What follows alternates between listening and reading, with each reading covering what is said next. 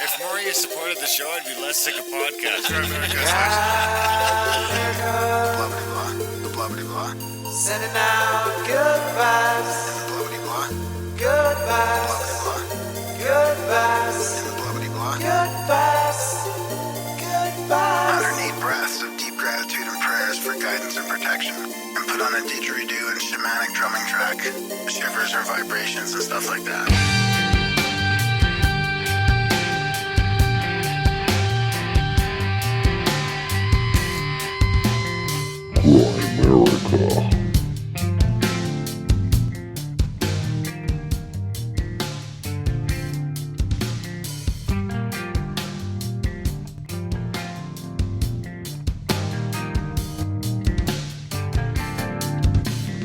Okay, guys, welcome back to the Grimerica Show.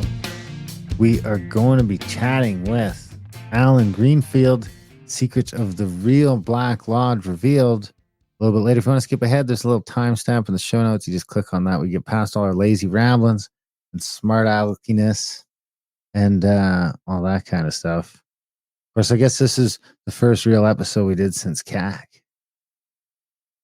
I told Tony that he has to come back on the show once he gets settled and Oh yeah, that'd be cool. give us his overall opinion on what it was like coming to America and Yeah. going back to that tiny little shitty island. No, offense. it's a great island. Yeah, I want to move there.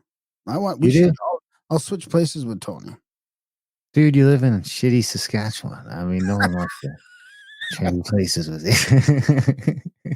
I saw the Northern Lights the other night on the way back. I bet you the Northern Lights are great and the ice fishing is great and the duck hunting is great. I mean, I could do it up there, but I don't know what you're Well, if he wants like wide open prairies and She stuff, likes like shitty little island. I mean, I just think his shitty little island is beautiful. That's all.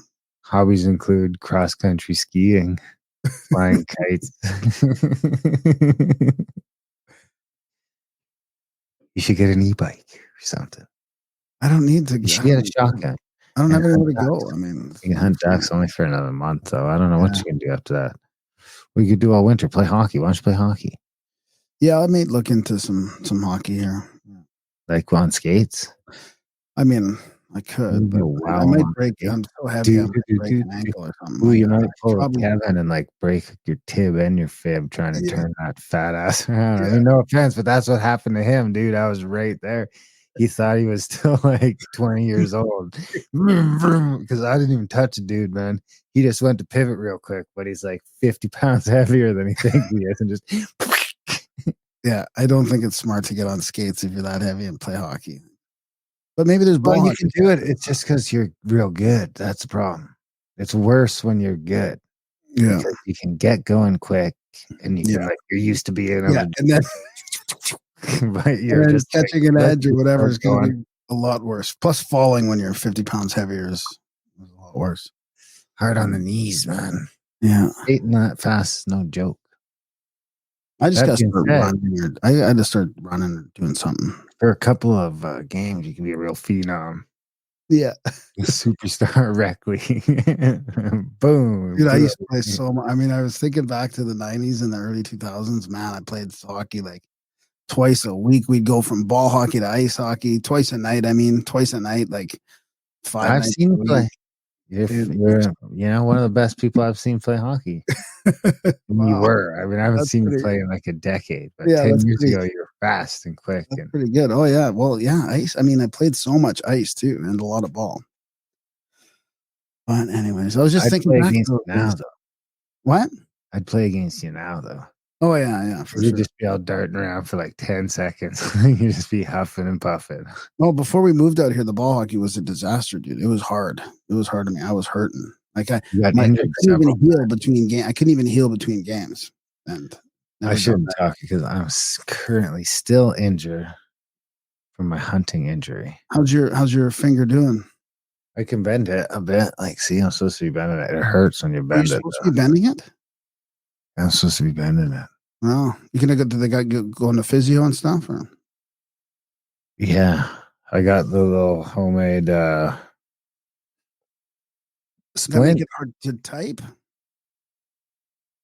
Oh, yeah, it sucks, man. It's like the worst possible.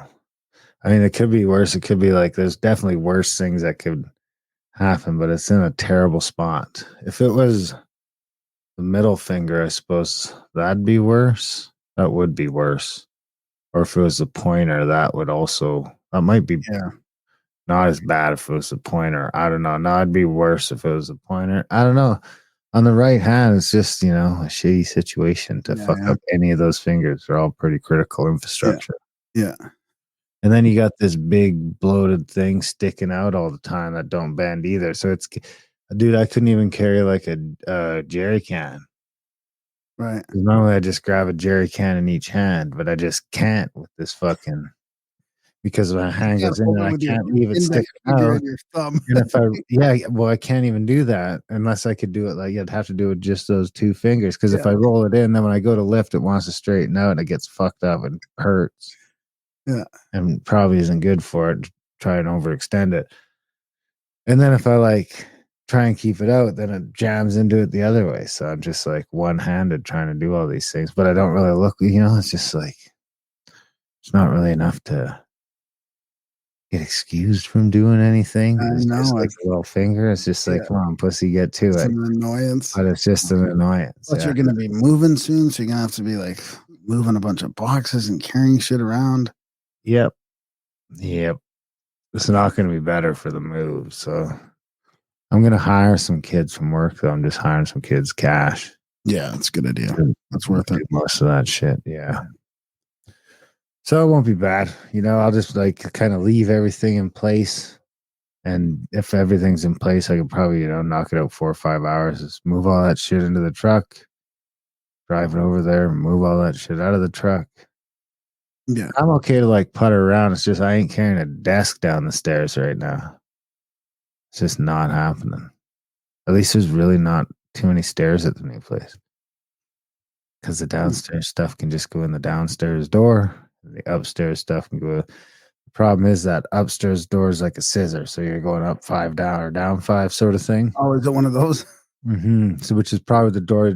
But then there's for the big annoying stuff, you can go around and in the patio door into the basement. Is it one of those traditional old houses that you do that? You go down, there's 2 bedrooms on the right, and then there's the big room on the left, and you go up, and there's bedrooms on the right, and the kitchen, and then a living room with a little. No, it's only like 15 years old. Huh. It's a big Yeah. bungalow, yeah. 3 bedrooms up and 2 bedrooms down. Huge basement. Finished up. Wow, that's great. Yeah, it's a nice little spot. It's pretty good. Pretty good find. And then we got it's got the water filter in it and stuff. We had to buy that from the guy because the guy put it in. It's like it was an aftermarket thing. We bought his couch too. What kind of water filter? And the Starlink. Did he have it on the whole house, or? Yeah, dude, the whole house fucking filtration system from the well. RO or? Super soft water. Yeah, I think so. RO with all the fucking stuff in it, all the different big filters, but huge. Wow, that's great though.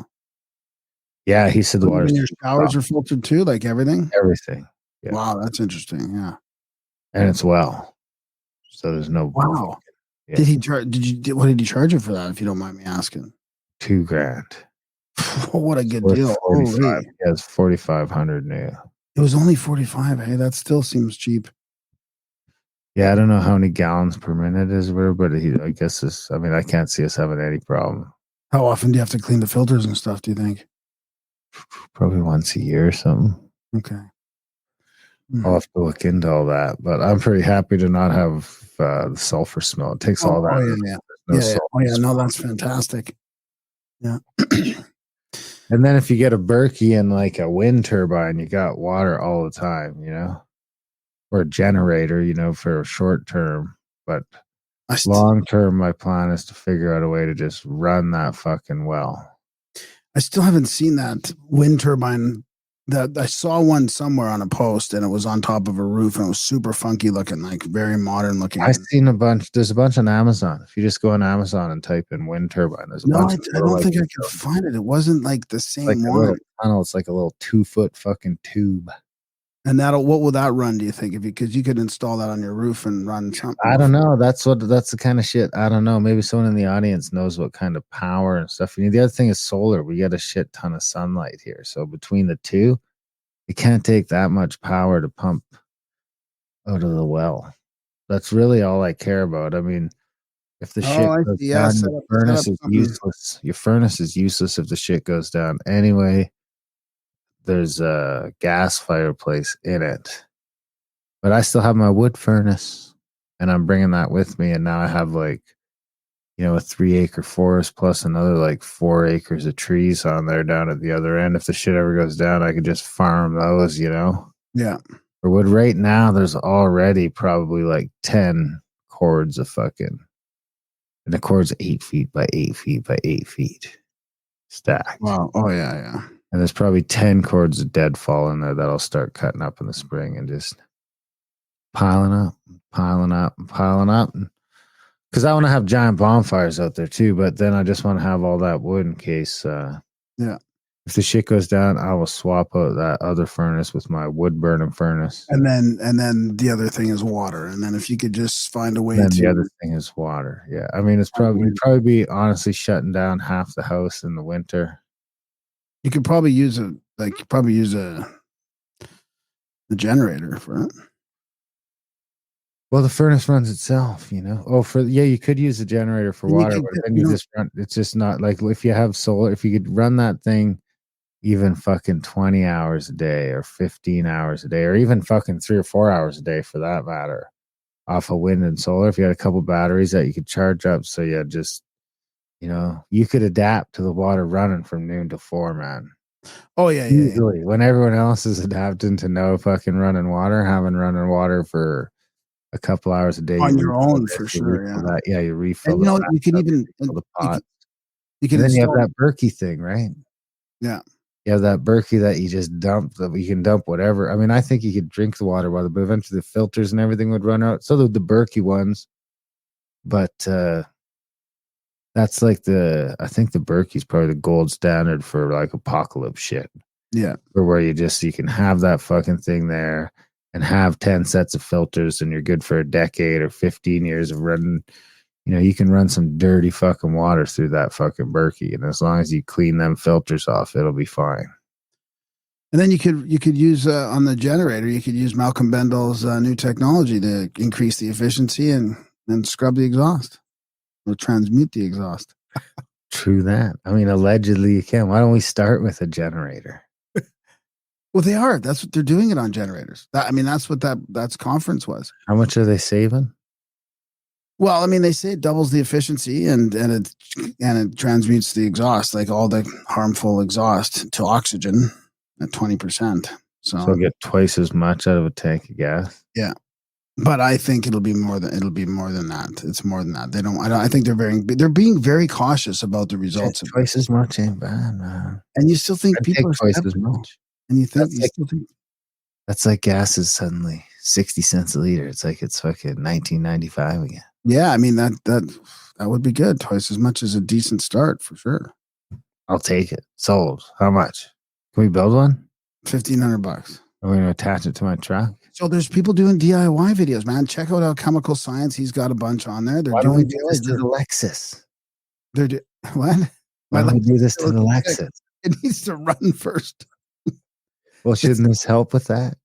They're ordering a new harness now. A new harness for the engine. Same place? The new place? What is happening? I feel like you're going down a real rabbit hole with this Lexus. Oh yeah, well they had to order it from the States. They tried all these eBay ones that didn't work. Are they charging you for all this? It's a sign. No, they're not. So I'm not. It's not on. I've already paid. But he must be losing it. I've already paid. Well, she is. She. It's a chick place. Yeah, and she's like, I'm never gonna do one of these again. And like, because the junkyard screwed them over with the engine. They cut all the fucking wires. Fucking fix your car.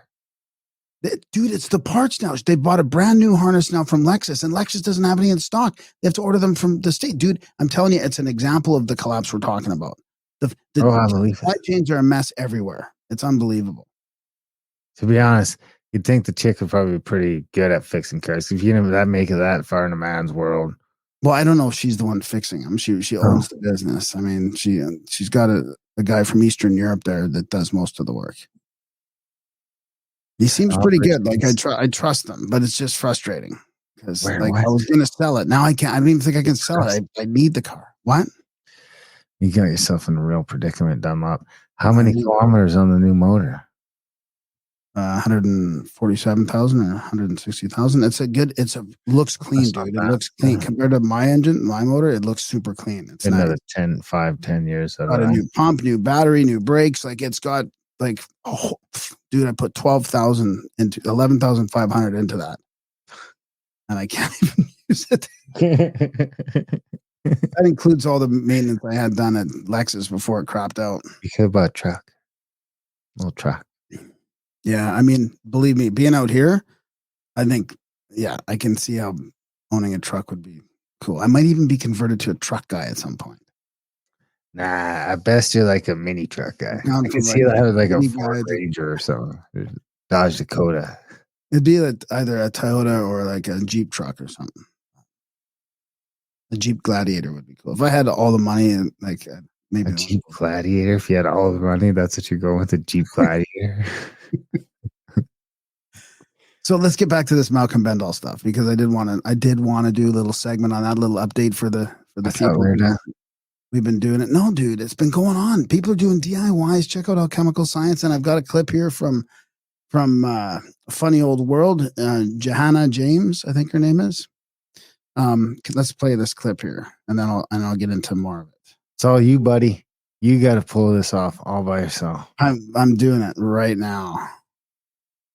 I don't have an office again in 2 weeks. It was like, oh, the smell's gone. So I don't know how you would create something that could fabricate fake readings on two independent machines, one with fraud protection, and also have the physiological experience of literally smelling the exhaust fumes reducing with your own nose, which again is something that you can only do if you're in the room. But so she's talking about like physically seeing the thing turn on and off while the generator's going, right? You can smell the dirty engine smell, and then like George Howard like huffed it.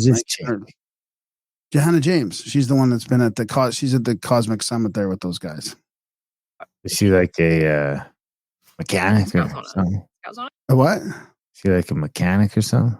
No. She just looks into all this kind of stuff and summarizes it on YouTube. She's a YouTuber. Good one. 200,000 followers. Scouts on Anyways, listen to what she says. What happened to me? So, because Bob Green, I think it was Bob Greener that was there. They're doing tests on Scouts. Tests on. So her credibility is shot already. Maybe that's why she didn't know how to do the sign. I think Bob Greener was there with, 400, with one of those cameras with the 400 power on it, checking out this inside surface of the thunderstorm generator. So this is going to be her describing it a bit. Interesting. One of the previous test spheres, the stainless steel spheres, had been sawn in half and opened up so that we were able to test and analyze the chemical composition inside the machine to see really what's going on and what these reactions are creating on a chemical level. And it was incredible. I got to film with a camera that had a sort of times 400 lens, so really, really, really microscopic, and got to have a look at the inside of the stainless steel. And what we found was amazing. There are crystals forming inside the thunderstorm generator sphere. Crystal deposits. Some of them were absolutely huge. I called them certified long boys.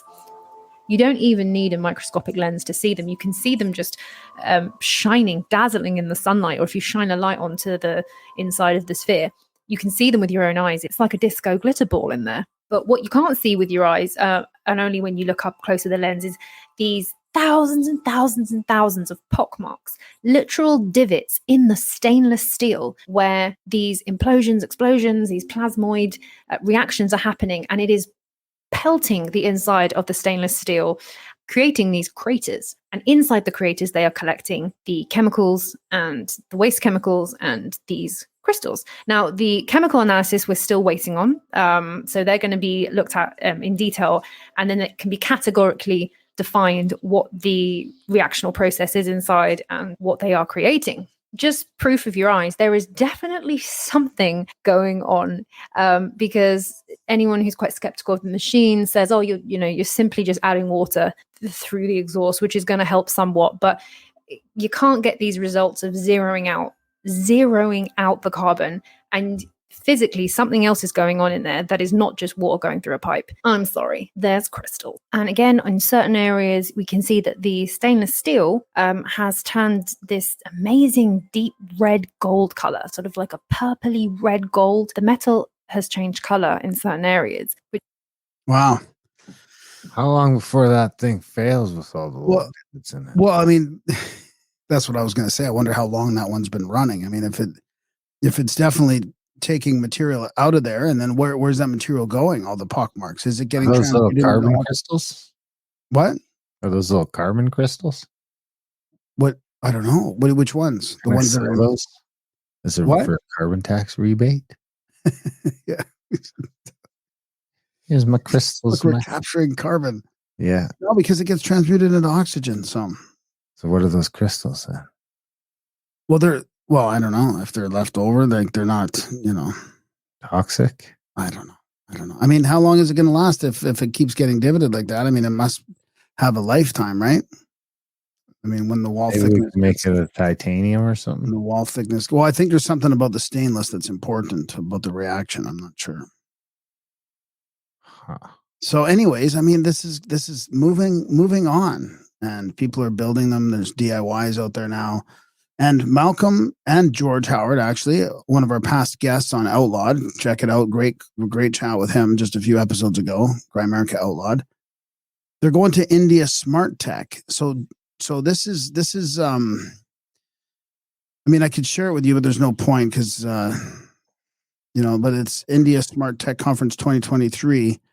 And it seems like there's like 500 plus attendees, 550 entrepreneurs, 27. Entrepreneurs? And it's to accelerate India's technological prowess. Now, I think that honestly, this is what's going to like propel this thing forward. Is India seems to be greatly interested, ironically, with the old sort of Vedic stuff that he talks about and the Sanskrit. But it's he's going to be in there chatting with. Let me just give you an idea of who's speaking there: Microsoft, Intel, AI, a bunch of Indian IT companies. Let's say Siemens, Didn't Siemens Right. gas the Jews? Applied Materials. Let me see who else here. And then there he is. Catalog. Strike Foundation, Malcolm Mendel's in there. So, I mean, there's a whole bunch of these people. It seems to be like pretty mainstream. So, it's going to get some attention. It's finally going to get some I like attention. it. I like it. Do we have shares? But you can push back on. You can I push don't back. want to push back. I mean, want it to you work. can, I hear people are skeptical with you still all the time, and I'd like to know Everybody is skeptical with me. Everyone's like, "Nah, man, that's bullshit." They're not saying it's bullshit. I'm telling you, man. I'm not going to name names, but Well, why aren't they telling me that? Why don't they tell me that then? Because I are don't you with know, them or man. what? Like, tell Graham, guys. yeah, You know who you are. Tell Graham. yeah. Because I don't know what. I'd like to know what. I'd like to know why they think it is. Like, what is showing them? Like, I mean, proof is on coming. It's been coming, and it's coming more. But like, what is saying that it's not going to be? Is a soundbite. What is saying that it's not going to be what it says it is? Truth is coming, and it's been coming, and it's coming Even more. Randall and Ben were on Concrete talking about Ben's vases, which was fascinating, and also this technology based on ancient wisdom, and it's pretty fascinating. Ben's vases from Florida. Here's what I think it is. Private collection. Is Bendel's a pretty eccentric guy. He's very spiritual. He's super eccentric. I think he has a hard time explaining things in a way where he doesn't go around in too deep of a level and just keeping it real, like surface for the lay people. And people just, it's skeptical people just look at him and judge him by his personality and his demeanor. It's not his demeanor, but his personality, instead of just looking at the evidence and the science. Yeah. It Well, doesn't fit the paradigm, man. It's changing the whole scientific paradigm. is it Changing it. Yeah. for the good? Yeah, man. Hopefully, like all the precursors to him. Huh. Well, I mean, I hope for the best. I really do. I hope it all works out. I'd love to double my gas. But dude, I'll take 50%. Give me 50%. Oh yeah, the gas is it's And I will ridiculous. eat my hat on this show. Not my cowboy hat. Not even a whole hat. Maybe like part of a hat. I'll take one bite of one hat. That's it. So What do you think this year? 1 year, 2 year, 5 year? no, I mean it's already happening. So next year, I think it'll be a big year for it. People have been making free energy machines on YouTube since This is not free energy though. This is not free energy. So it's just modern alchemy. That sounds so much better. Just It's magic beans, baby. All right. Moving on. Support the show. grimerica.ca/support, guys.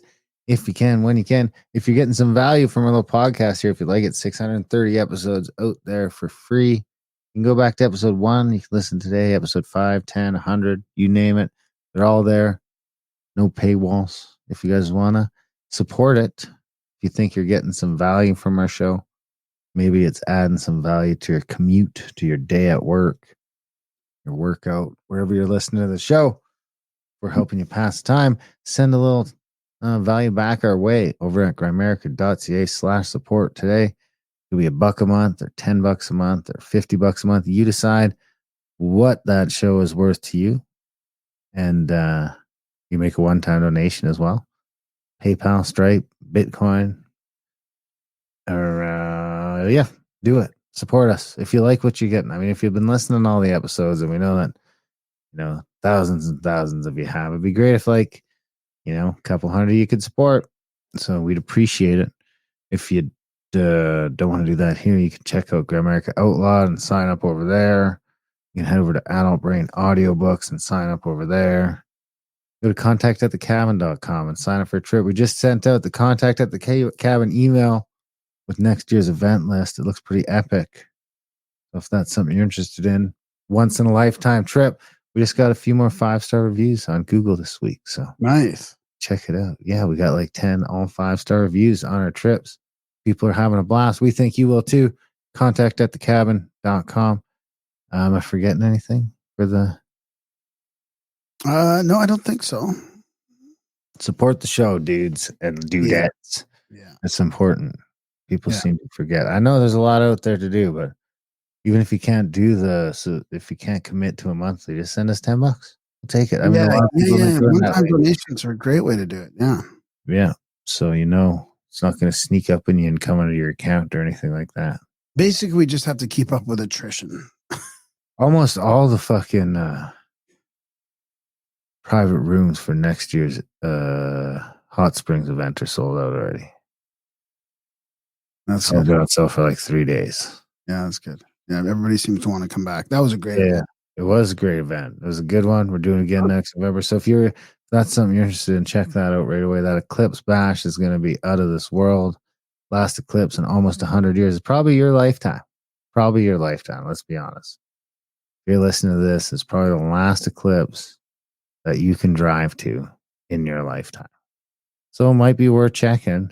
And for $500, it might be worth checking someplace where you don't have to worry about driving there the day before. You got a place, you're camping with a bunch of cool ass people, listening to cool ass music, and having a time. We'll be having a time down in what's that place called again? Paradise, Texas, or Oasis? What's it? Something fucking. Utopia, maybe. Utopia. That's it. That's it. So check that all out. Contact@thecabin.com and jump on an event. What else you got before we Well, I wrap? mean, I wish we would have talked about this episode a little bit at the beginning, the very beginning, because this was a fantastic one with Alan Greenfield, Secrets of the Black Lodge. Like, it really sort of pieced together some stuff for me. And I honestly haven't read his book yet, his latest book yet. I'm gonna try and I'm gonna read it and try and maybe do it on audio. I'm gonna email Olav here and see what we can do here. But I mean, this is like fascinating stuff. I think it's I can't find a bio from him anywhere, but I think he said to us that he was part of the Hermetic Brotherhood of the Light. So let's say that. And his latest book is Secrets of the Black Lodge Revealed. But that's 3 in a trilogy, and the other 2 are Secret Rituals of the Men in Black and Secret Cipher of the Euphonauts. And he's written a bunch of these books, and he's kind of made the connection recently about occultism and UFOs. Like there's more to this ufology and the disclosure than we think about, that we know about. There you have it, guys. Yeah. Fantastic chat. This dude's great. Buddies with Olav. We gotta have Olav back on. Yeah, we should. I mean, speaking of great chats, for now, guys, enjoy the chat. Fabulous. Alan Greenfield.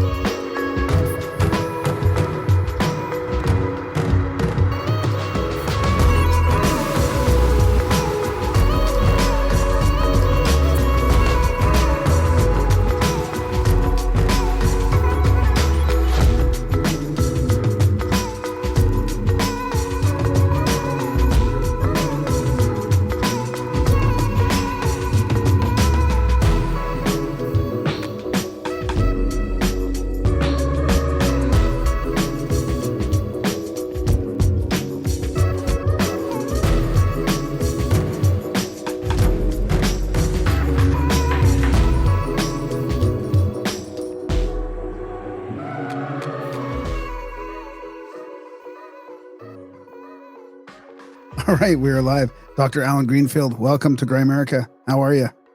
I'm doing just fine. How are you folks doing? Oh, we're doing good. We're doing okay, I think. Hey, Darren. Darren's getting ready to move. He's packing up all his books, and I've got the picture of all his books behind me.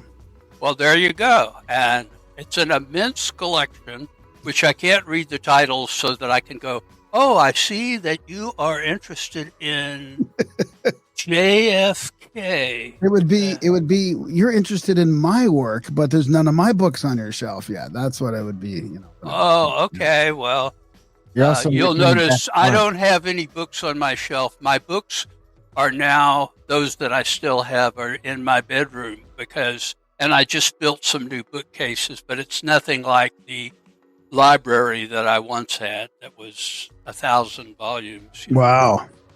He's also cut out the fiction shelf, which is arguably the best stuff. Well, there's a lot of inspiration for me in fiction, particularly the fiction of Philip K. Dick, which he had a major influence on me very early on in life. I mean, from being a tween to the present. So I think there's some short stories I probably haven't read, but I've read every book that he ever wrote, including the ones that got rejected in his lifetime. So. Didn't we talk to his wife? Yeah, we did. Yeah, Tessa. Yeah. Well, she was, I better watch myself here. She was wife number 5, I believe. And I read her biography of her ex, and full of shit. I mean, it's okay. You could say whatever you want here. You don't have to watch your mouth. You don't have. It's fine. Well, she just. I just don't want to piss her off because I might, encounter her at some point, and a close encounter of the 17th kind would get me socked with a purse in the face. But she just, I think, misses the point. She was Bill Dick, which I could relate to, had a taste for how shall I put it, the very young girls. And she was very young. I think she was a teenager when they got together. And she just didn't, I mean, I assume she's a smart person. He said so, but she doesn't really understand the experiences that he had and tends to uh, uh, put those, I don't know if put down is the right way to put it, but she tends to be somewhat dismissive of them. Whereas many of his, closest friends, really some of the biographies of post-mortem biographies of Phil Dick, and I don't want to spend too much time talking about him unless you want to do a show on him, but they go to his ex-wives as primary sources. Well, excuse me, I would hate for there to be a post-mortem biography of Alan Greenfield done by my ex-wives. Holy shit. That would be, there's a reason that the X is there in each and every case. So you really wouldn't want that to be the most reliable source, because obviously there are reasons that they split up, and that's always the case. And you really need to look, to friends, acquaintances, and probably people that didn't know him personally, which I did not, unfortunately, but who have followed his work, if I may be so bold as to use the term, religiously, from like his earliest books to the posthumously published rejects, which shouldn't have been rejected, in my opinion. Which was your favorite? Maybe Ubik, but probably the one most influential on me was The Man in the High Castle. Have you seen the TV show about that? I don't particularly like Amazon, but I subscribed to Prime just so that I could see that program. And And thankfully, I also got to see Hellier seasons 1 and 2 on there a little bit earlier than you could see them on YouTube. And so, did you like the Man in the High Castle? Then was it worth it? the first season is very faithful to the book. I don't know that fidelity to a book, they say that about Dune a lot. Is this faithful to the fanish types on YouTube? They go on, oh, well, this is not what was in the book. That's not, it's a different medium. So you would expect adaptation to be Well, adaptation, No, That's little why bit.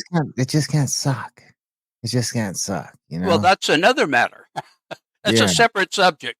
If it sucks, it's not doing the reputation of the titled material any favors. Everyone tells me how great Game of Thrones is, but I tried one episode and I was like, man, these might be some of the best books ever written. It's not up to snuff. Well, it's if you're talking about Man in the High Castle, the series, is that what we're talking Well, about? I was talking about Dune, the abortion. I was talking about Game of Thrones, but I am a huge Dune fan. I've read all of them. I even did like the first. After I finished the first 8, I did like the Butlerian Jihad. I did that trilogy, but I mean, it was pretty verbose. So I after that I just stopped because I was going to try getting into his kids stuff, but it just wasn't the same. Even like the last 2 weren't as good. But I mean, I don't even know if I don't even know if the first book was my favorite. The third one was pretty good. And even the one where he comes back as a crazy sandworm. I mean, at first you're like, what the fuck is happening? This is nuts. But then by the end, you're like, all right, I can dig it. Well, I read them all, and I had a curious history with that because I went to see it, the movie version, the Lynch So the 84, the new one or the 84? No, the 84, David Lynch doesn't like his own movie version because he said they cut all the best stuff out. Anyway, I went with people who had read the books, and I had not at that time. And they were all hugely, or as Trump would say, hugely disappointed in it. And I went home and I read every single book that had come out to that date. And as long as Frank Herbert was alive, I read it all the way through Chapter House.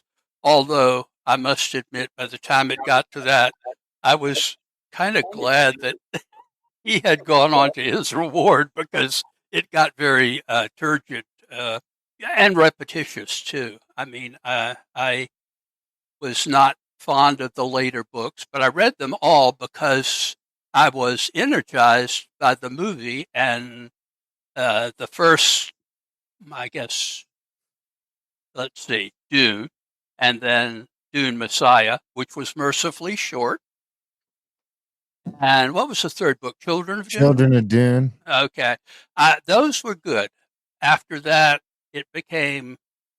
The next one was when he was a sandworm, I think. No, that was not even written. That was written by Brian Herbert, I think. No, I didn't no, read no. any of the. That was definitely in the original 5. Let me. I'll pull it up. Graham, you keep going. I'll find them and I'll get all the names. Okay. Well, while he's looking it up, let's sing, Graham, all together. Merry, Merry, Merry, Merry Christmas. Ronco presents the Christmas gift. Da, da, da, da, da, da, da. But for 1995, you can get my book, and it doesn't come from Ronco. I literally just packed them. I should have checked while I was packing them. Okay. No. Okay, so Dune Messiah, Children of Dune, God Emperor of Dune, Heretics of Dune, and then Chapter House of Dune. And I think God Emperor of Dune is the one where he's a sandworm. Yeah. And he's got unlimited little Duncan Keith, or what? Not Duncan Keith. What's his name again now? Duncan Idaho. Duncan Idaho. He's got unlimited little Duncan Idahos, and he just keeps getting mad and kills them. The Gulas of Duncan. And anybody who hasn't read Dune is now changing their channel. Yeah, or we're going to talk about the real Black Lodge. Well, yeah. I mean, I do want to ask before we just shift away from the subject, because it's been on my mind for a couple years now. Speaking of sci-fi and fiction, is there anything to the prominent names in science fiction that were of those guys that were hanging around with Jack Parsons and Hubbard? You know, like, I feel like there was this group of them playing around with all this stuff. And a lot of those guys just ended up being like very famous household names in sci-fi. Like, do you think there's anything either informing their creative works, or was it just like those people ended up all being sort of famous later? Well, without going into detail, that is covered in the book. The whole thing about the Hubbard Parsons visitation, the proximity to the Mojave where they did their infamous magical working and forgot to close it down, which is that's not good juju in the magical world, causing all sorts of problems or interesting things. I mean, if Bigfoot walked out of there, it's made a comfortable career for Bigfoot hunters or somebody. Well, what about UFO? I mean, what about modern ufology? I mean, I mean, given that UFOs predate, they predate the United States, which is one reason why certain conspiracy theories just don't wash, because there were UFOs in antiquity. And I think the United States Air Force started in 1946 CE, not 1946 BCE, as in my limited knowledge of history. And the United States started in, 1776, and there are cases from 1576 or 1576 BCE. So they've been around, but there was a rush of cases, including one that is covered in detail in the new book. What about even earlier than that? I mean, what about wasn't it Ezekiel that seemed like the UFO thing? Kinda could have been. Yeah, and that can be dated almost exactly, because he was living in the exile, which was roughly 5 55, 60 BCE. So when he had that experience or vision, or, there are different interpretations of it, the ascent, as it's known, it was at that time, which is 2,600 years ago. So I doubt that the CIA was, involved in some nefarious plot back then. And Well, that's where I there's love. That's where I love about, you're going to get into this Black Lodge because lately, and you've sort of, been making the connection between occultism and sort of magic and UFOs, because it seems to me like this breakaway civilization. Lately, I've been just thinking these guys are not guys, but they've been around for a lot longer than we think. I mean, this goes back. This UFO thing is connected in these secret societies for thousands of years. even longer than that, I think, depending on whether one credits Graham Hancock and company or not. It seems like as long as human beings have been around, there Right. have been men in black, UFOs, experiences of the same sort that happen now. The difference is that post the ritual in the desert, that two curious gentlemen conducted apparently in order to get laid after a fashion. They were immediately before the beginning of what we would call the modern UFO era, which is usually dated from June 24th, 1947, which is when Kenneth Arnold had his sighting. However, I think it dates from a little bit earlier than that and starts out with the Maury Island weirdness, which is covered in detail in the new book. So your new book being The Secrets of the Real Black Lodge Revealed. And Yeah. the word real is important there because I want to distinguish it from, the Black Lodge as interpreted by David Lynch in Twin Peaks. I think he had, how shall I put it, initiated knowledge of what the Black Lodge is like.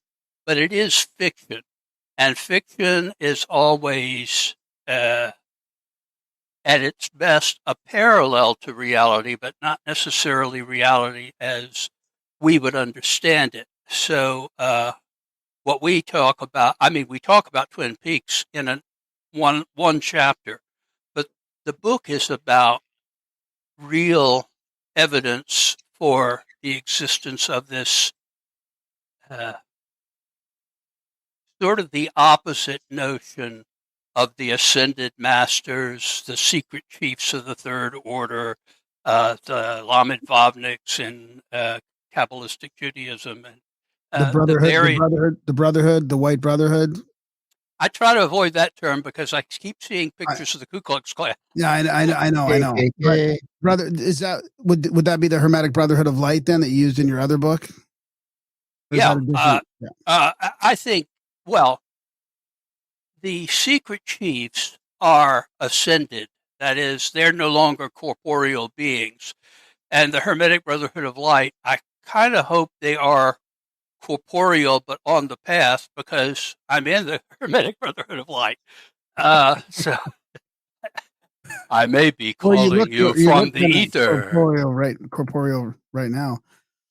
Sorry. So for our listeners that have not heard of the Black Lodge, the fake one or the real one, what exactly is it? Where does it come from? What are sort of the other names it might be going by that we might have heard it by? Well, the Diro and the Tiro. There are a lot of names, but Black Lodge refers to, it's used in two different ways. The way that we use it in the book is to define it as those no longer corporeal but originally human masters who choose not to go on to nirvana, the communion with the infinite, the Ein Sof Al, or whatever term you want to use, but who choose, for whatever reason, along the path, and for lack of a better term, pardon me, George Lucas, the dark side of the Force.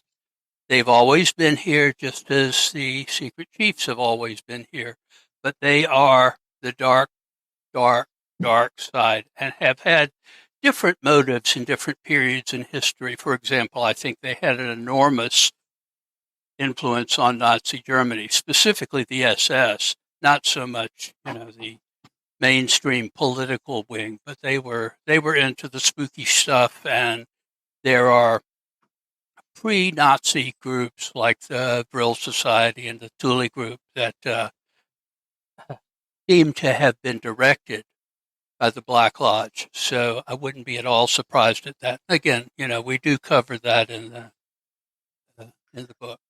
I'm going to let you name the book, because if I name it, I'll just say, "Oh well, it's Secrets of the Real Black Secrets Lodge of the Revealed." Real Black Lodge Revealed.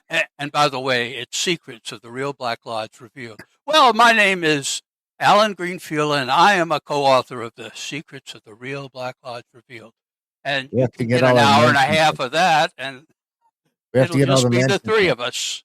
so that Graham doesn't get outed as a baby, Yeah. not a So, sexual one. I mean, it's.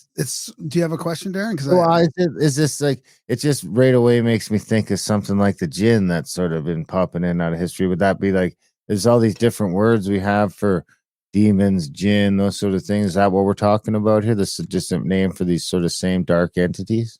It is some of the time. I mean, some of those entities that are referred to as demons or devils or anything in that category of paranormal or supernatural beings, in some cases, are directly the Black Lodge fooling around with gullible humans. Ashtar is noted as a trance-channeling source that goes back to remote antiquity, probably all the way back to Sumer, which is, 5,000-6,000 years ago, if not earlier. And certainly back to Babylon. I mean, that was considered a deity there, and had a female counterpart, Ashtaroth, which was frowned on in biblical literature. But nevertheless, these are evil demons, and yet people are channeling Ashtar and Ashtar Command, and that probably is the Black Lodge. But it overlaps with beings from, I don't know. I tend not to think we're getting visitations from other planets, but we certainly get visitations from other dimensions. The dimensions is a poor word, but the word that actually describes it in terms of contemporary physics is brains. And I have to spell it because it's not the thing in our skull. It's BRANES, as in membranes. And the current thinking among many, not all, but many physicists is that there are a number of other membranes that are universes unto themselves with their own laws and rules. And sometimes they interpenetrate here. When you have a magical invocation or evocation, just as the thing in the Mojave was, but much more common than that. You are creating a portal to some other membrane. Actually, you probably don't know which membrane, and sometimes things come through. Sometimes pleasant things, for lack of a better term, angels or divine beings or whatever. Sometimes something much more sinister. And I think that overlaps with the Black Lodge, which feeds on that. In tandem with that, the Black Lodge is hugely wealthy because they exist outside of space and time. And because they do, they can predict what's going to happen because it's already happened as far as they're concerned. So they are hugely wealthy. And while they are no longer corporeal, they hire the worst of humanity to do their dirty work. That would be mafiosi, the Russian mob, maybe the Russian government now. The overlap is considerable. Well, I mean, U.S. isn't doing very good either. Well, I was going to say the criminal class of people in organized crime, have always been subject to the Black Lodge. In fact, they used to refer to La Cosa Nostra as the Black Hand when it first migrated from Sicily to America. I find this so fascinating because I've been thinking and talking about this after reading, Blavatsky's stuff and narrating audiobooks on all that, and we've been talking about UFOs and the occult and magic and all this stuff. I've been thinking about the adepts and the brotherhood sort of that are supposed to be helping humanity on the when I use white and black here, it just means, I guess evil and light, It's on the light side of As things. in the Great White North, it doesn't mean that Exactly. So the and I've been thinking, like, if they're that powerful, how do we even know what's human and what's not human? If we're seeing phenomena, I mean, and if they can reach us through these invisible realms, then there's probably a dark side of a dark, organization. And if they can do what the light side can do, then we don't even know what's like UFOs and what's demons and angels. I mean, it could be somebody in a cave working on you through the astral realm, So now this seems to be what you're explaining. I mean, you're basically explaining what I was wondering if it was out there or not. If the voices that you hear lead you to decide that when the comet Kohoutek passes over, if you kill yourself, you will ascend, it's probably the Black Lodge. If, on the other hand, you hear a voice that suggests ways to move towards nuclear disarmament, or they just got a bug in my throat. I just had that same one. Well, let me put it this way. They will use common sense and follow synchronicities, and you should be okay. Wow. But if you go into caves, go armed, and have somebody on the outside that knows that you're caving, go with spelunkers who are experienced, and for God's sake, wear protective equipment.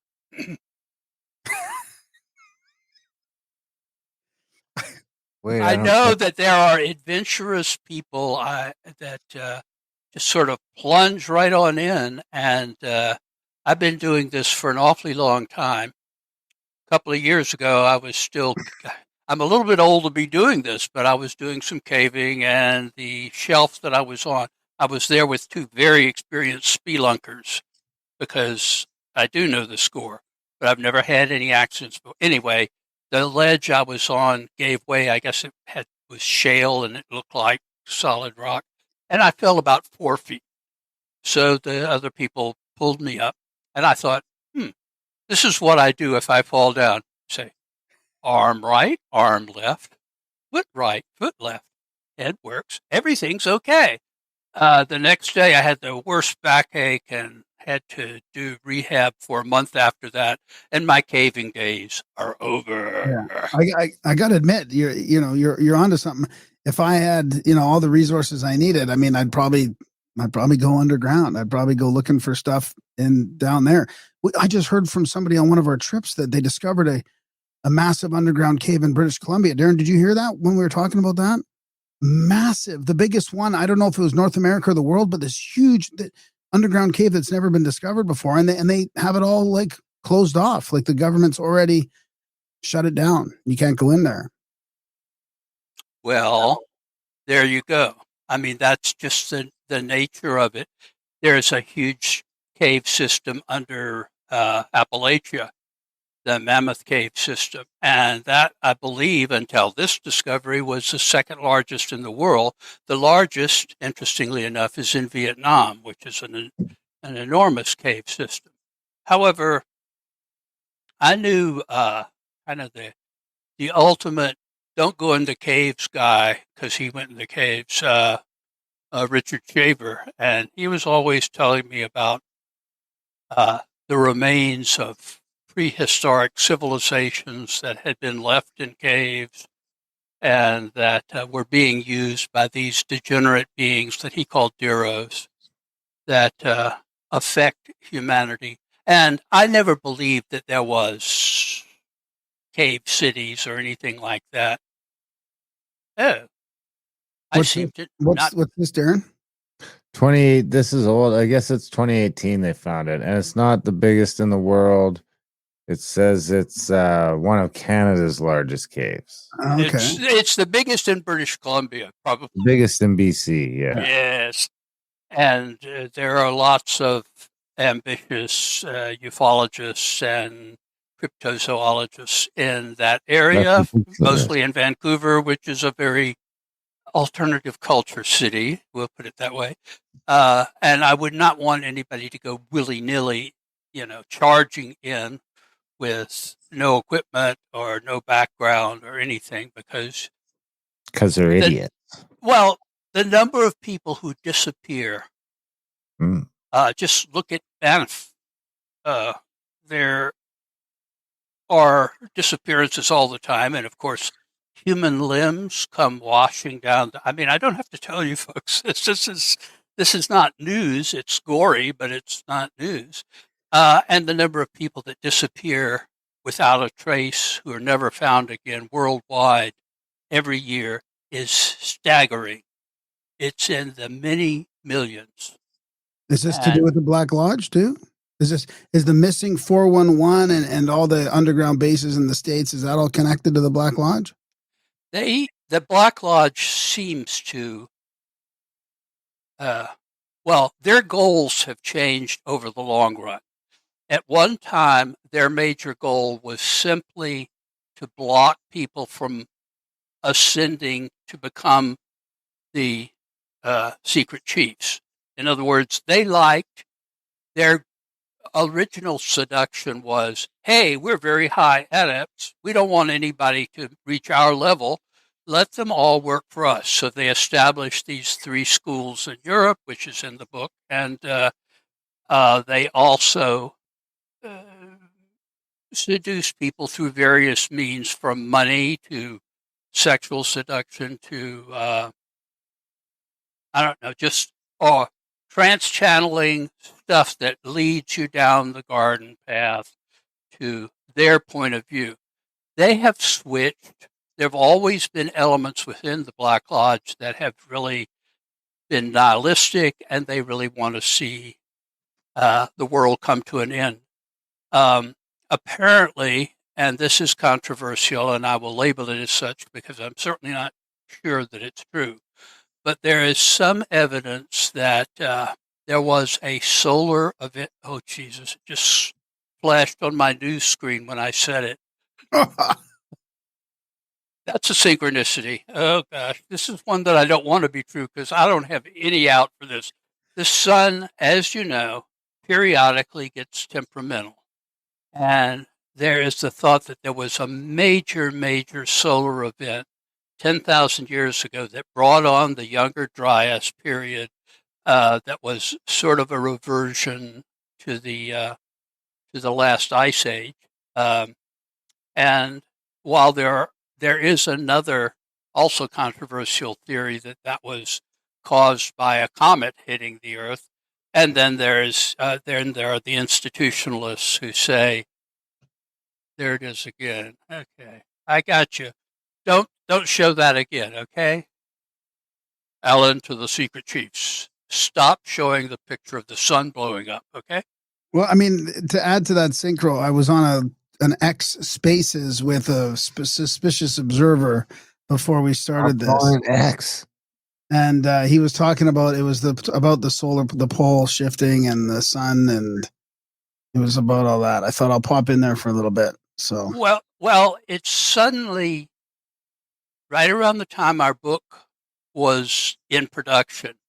There started to be temperamental solar events, and it made it to several of my news feeds that I look at every. There it is again. Fluffy exoplanet. Okay, maybe it's somebody else's sun. Anyway, they started to talk about the star Betelgeuse looks like it's about ready to go supernova, and so don't say Betelgeuse 3 times. Betelgeuse, Betelgeuse. Ah.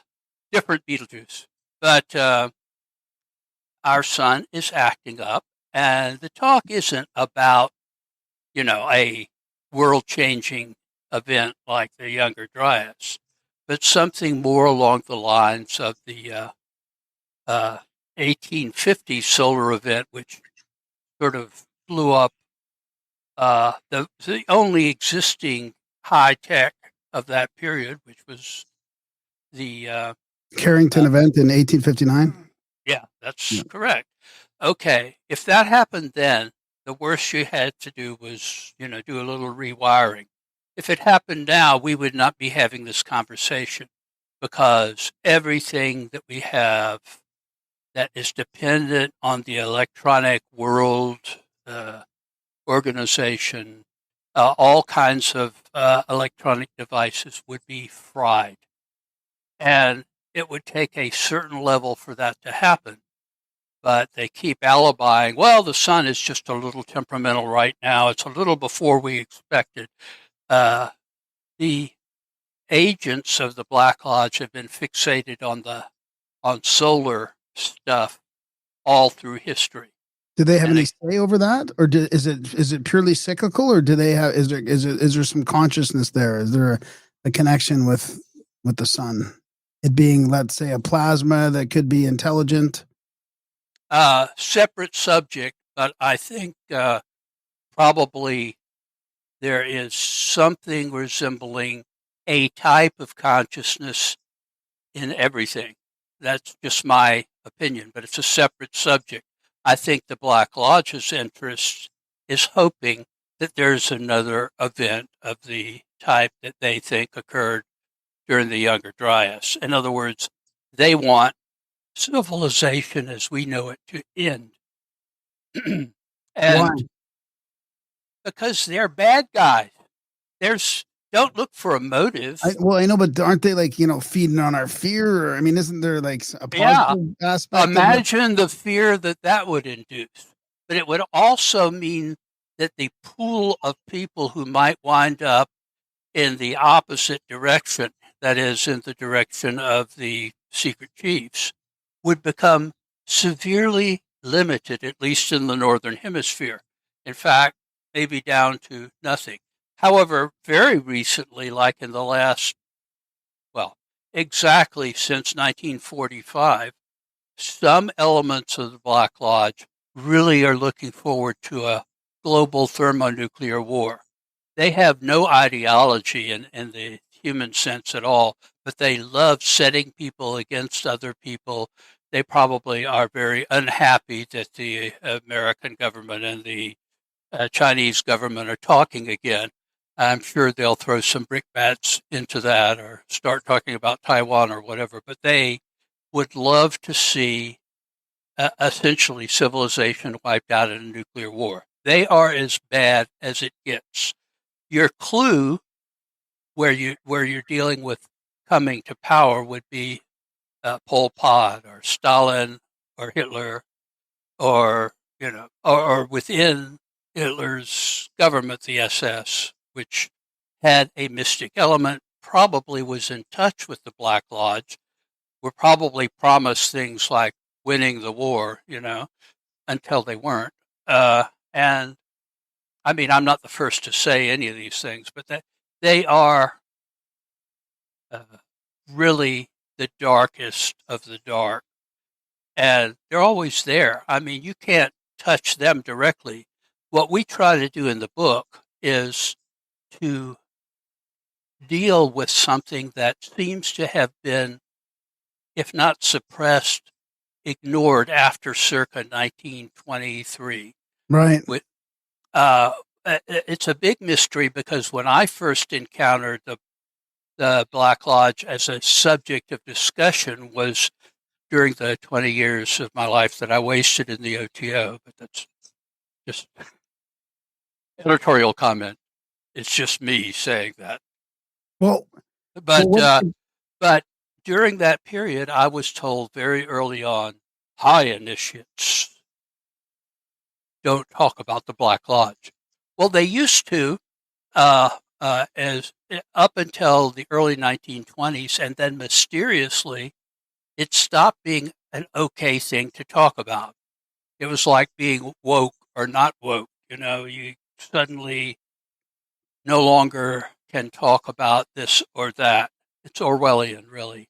And I was being me. I was very curious about the whole deal because why is that the case? And why is something this important not being talked about, particularly during the period where fascism was on the rise? Why would that not be talked about as a source of what was going on in Germany and Japan at that time? because they wanted to lead everybody to a materialistic paradigm. I mean, this fits in with the rest of the sort of the clampdown on spiritualism and theosophy and anything metaphysical after World War One. I mean, it seemed like that wasn't only a physical reset of the maps of the world, but it was a spiritual reset as well. It's like no more of this woo woo stuff. We're going full on scientism, materialism, and that means we can't talk about the Black Lodge either. Does that make sense? It makes sense to Rupert Sheldrake, and it makes sense to me. Not that I put myself in his company, but there you go, another synchronicity. That's the book that I'm reading right now, his book on the corruption of science. Wow. Interesting. So yeah. You ought to have him on if you can find him, Yeah, we did a while back, many, many years ago, I think for a real short episode. But oh man, I have so many questions rolling around in my head. It's just fascinating. So, but if it's humans, where are these humans from? And is there any recent humans that have been deceased that you would say are part of the Black Lodge now? Like, for example, are they, humans that go back to Atlantis or Lemuria, if they're actually humans? Because I can't picture a lot of humans over recent time being even capable of reaching the Black Lodge. Do you know what I mean? Mm-hmm. There were more or less physical manifestations of the Black Lodge in Tibet through around 1950, 51, 52. And the occasional Westerner who traveled to Tibet came back with these really, really strange stories because the sort of physical beachheads of both the secret chiefs, because to operate in this world, you need a location, and the same would be true for the Black Lodge. So you had Shambhala, sort of the source for Shangri-La, and you had Agartha, which was sort of the source for hell. I mean, it was just Agartha. Yeah, and they continued to operate as corporeal institutions until China marched into Tibet and unceremoniously the People's Liberation Army, quote unquote, machine gunned both headquarters to death. So now they're totally incorporeal and not touchable. I think, well, one place that Shaver and I disagreed was he considered these to be beings in this world, but under the surface that operated through criminal syndicates or whatever on the surface because, among other things, they're cannibals, and among other things, they're rapists. So they like a supply of disappearing people. I don't think that we're really dealing. Caves are only the portal entrance. This is just my opinion, but they're entrances to other places. Fairy. Jacques Vallée used the term Magonia, which is a traditional term for the land of the Fae, and I think that good or bad, there are mixed opinions about that. Um, I sort of suspect that this is actually encounters with these portals that people, unbeknownst to them, are, including Shaver, have gone through, have seen these beings, and lived to tell the tale, which is a very small minority of those that have done that. But that it seems real to them in the sense of four-dimensional, three-dimensional reality, however you want to describe it. And I think probably they're in some other place governed by other physical rules. This is something, the only way to prove it would be to have an organized expedition that knows where such a portal is, or alternatively, as a ceremonial magician, I could say it is possible to open a portal to, in magic, they're called ethers, and to other ethers. And as long as you're going to open it, that's fine, so long as you know how to close it. Because if you leave it open, things will come through. And generally speaking, for whatever reason, it's usually something pretty bad.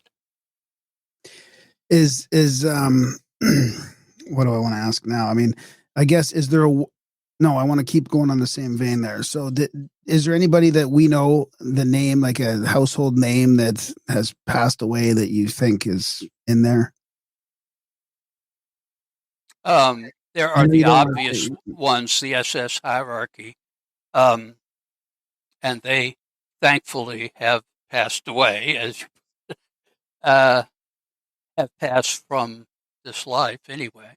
And It's they're a still lot there? easier to define. One of my earlier books, I give a list of people who eventually became, at least that was my view at the time of writing The Grail Within.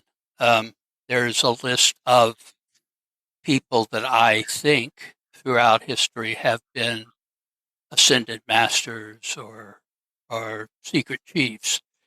There's probably a comparable list of people who are now deceased who have been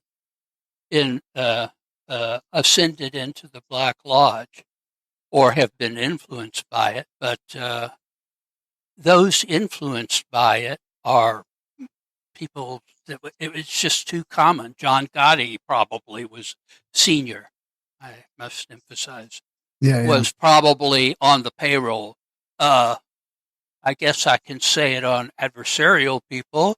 I think Vladimir Putin has been influenced by the Black Lodge. How directly, I'm not sure. But he does seem to be a man on a mission.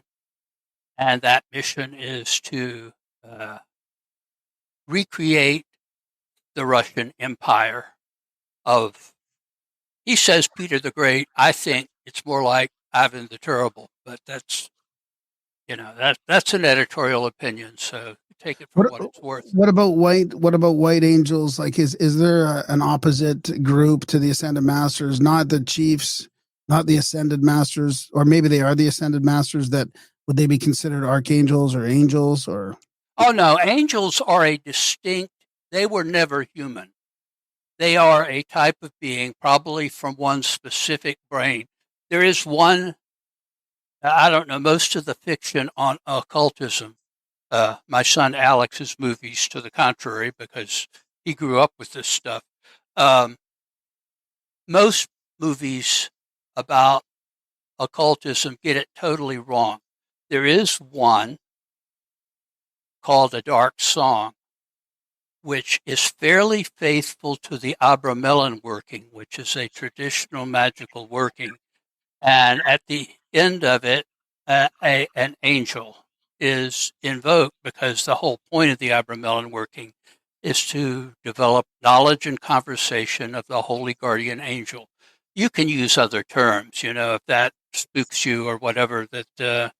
And since materialism is still ascendant, possibly the term angel, you would rather use a term like entity or whatever. But I'm not particularly impressed by the results of materialism. So, Angel is what they're called in that film, and that film is pretty accurate. Somebody did their homework for once. So is there a White Lodge then?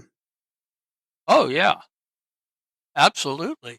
I mean, if there were not, then the world would be a lot like Pol Pot's version of Cambodia. And And I guess you kind of already said how you can discern a little bit between, if you're getting influenced or messages from either lodge. common sense plus if something about what you're getting seems off or seems self-destructive or seems destructive of other people, back away from it. If it's an enlightenment program that wants your money, back away from it. I don't, my books are my sole source of income, but everything else that I do is done free of charge. I've done all sorts of empowerments for people, and pretty much, at will. In other words, if somebody wants it, if I have it available, I give it. And for 10 years, I did these workings during the summer months. Well, from in my part of the universe, that would be all the way from March to October.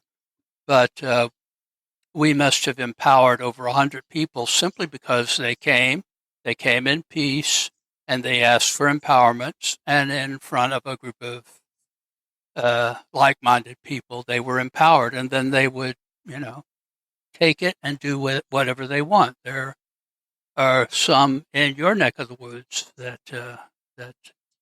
I did the empowerment for, and no money ever changed hands on that. Those who do similar things and charge, thousands of dollars for what they're doing, or do healings by the hour or whatever, I would say stay away from them. They're probably in league with the Black Lodge. Doesn't there need to be some exchange, or does there? The only exchange that I know of is the willingness to give and the willingness to receive. That costs nobody anything. It's like air. You have to have air, but air is more or less free. And so is empowerment. So if you become part of an order that gives you a mail order course in how to be enlightened, paying per pop as that's probably something. I mean, people can ask for contributions. That's always okay, but well, not always. Usually okay, but if they're charging, especially if they're charging more than a nominal fee, I would stay away from it, because they might be perfectly all right. It might be their bread and butter. They're feeding their family, but on the other hand, is the default position is money and spirituality don't make good bedfellows. Do people always know if they're part of the Black Lodge? Or can you be like a useful idiot? I think that comment, well, I hate to say this, but read the book. The whole purpose of this particular book is to alert people to how the Black Lodge operates in various areas of life vis-a-vis the human race. That being said, I would hope that once someone has read this, and it's the third book in a trilogy. It'll be good for standalone, but if you read the whole trilogy, it probably will be more informative, I guess. If you've read them all, you certainly will have a good sense of whether you're dealing with something that is inspired by the secret chiefs of the Third Order, or inspired by the Black Lodge, or alternately just something that is, just a scam or neutral or well-meaning but silly kind of new agey stuff or Is that whatever. is that series the story of the Hermetic Brotherhood of Light? Is that one of them? No, it is not. I mean, that would be a profitable read, but it starts with a Secret Cipher of the Euphonauts Yeah. and then Secret Rituals of the Men in Black. You can get those combined also in the complete Secret Cipher of the Euphonauts. And then many years later, Secrets of the Real Black Lodge Revealed. Okay. Yeah. They are a continuum, although it took me 20 some odd years to get all three in print. But they're all in print now, thanks to my current publishers. Yeah. There's a good question here from Catastrophic New England in the chats. Were the founding fathers of the USA Black Lodge, or was the American idea taken over by it more recently? And do I still beat my wife? No. Ah, I can't answer that except to say that any system, no matter how good or bad, that persists for a long period of time needs radical revision periodically, or it ossifies and becomes dogmatic. That doesn't require anything other than persistence. I think the American experiment was nobly inspired, mostly by mainstream deistic Freemasons. But is that still the case, or are we dealing with crinkly old ideas from an old world? You make up your mind. That's a different subject, and I'll be glad to do a political show with you. Okay, here's another one. Let's stay out of the politics then before I start asking about Biden. So, is Dr. Greenfield aware of any direct connections between Black Lodge and Hellfire Club? Actually, no. Considering now you're talking about the classical 18th century Hellfire Club, or one of the many imitators, the Medmenham Abbey the original one. Yeah, probably from the UK, wasn't it? Or yes, it was in the UK, and it was. In fact, they eventually located in a place called Medmenham Abbey, which had been before the Protestant Reformation. It had been an abbey. Of course, Henry VIII, who may have been informed by one lodge or the other, or both. That would be an interesting thing. Heads of state have a lot of whispering in their ear. I don't think that they're a Black Lodge operation. I think they were trying to test the limits of what human beings can do as free human beings. They reached the point where that line between that which is voluntary and that which is coerced was crossed, particularly in sexual areas. You can see that better across the channel in the Marquis de Sade's work, because clearly if he was doing any of the stuff he was writing about, it wasn't consensual and some of it was deadly. But I don't think it crossed that line from anything that I have heard or seen about the Hellfire Club. Even the name is meant to be something of a burlesque. It's not meant to be taken literally. Yeah. They even had a cross of two nude women, which I owned for a while. I don't remember who I sold it to during hard times, but that was their cross. They were the equivalent of a shock rock band now. Okay. And so what about going forward to? Sorry, do you want to finish off that thought? Sorry. No, I think they were probably sexual experimentalist libertines, and you may be generic you may be appalled at that.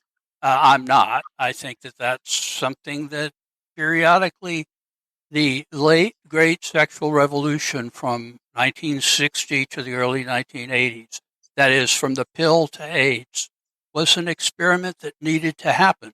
And were there casualties? Yes. Was it something that needed to happen after particularly in America, where the Puritans, having been more or less kicked out of Europe, came to?